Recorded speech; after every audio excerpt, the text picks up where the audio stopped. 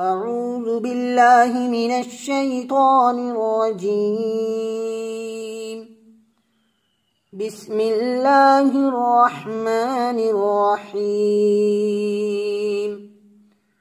وقال الله لا تتخذوا إلهين اثنين إنما هو إله واحد فإياي فارهبون.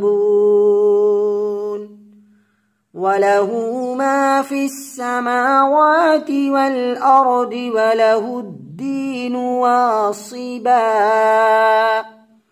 أفغير الله تتقون.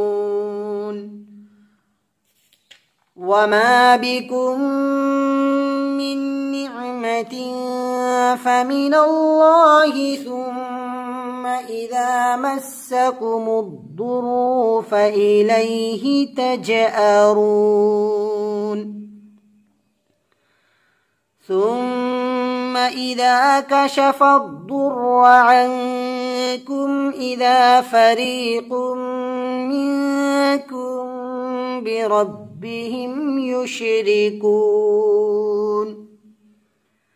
ليكفروا بما آتيناهم فتمتعوا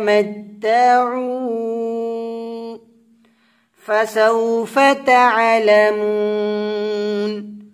ويجعلون لما لا يعلمون نصيبا مما رزقناهم تالله لتسألن عما كنتم تفترون. ويجعلون لله البنات سبحانه ولهم ما يشتهون. وإذا بشر أحدهم بالأنثى ظل وجهه مسودا وهو كظيم يتوارى من القوم من سوء ما بشر به أيمسكه على هون أم يدسه في التراب ألا ساء ما يحكمون.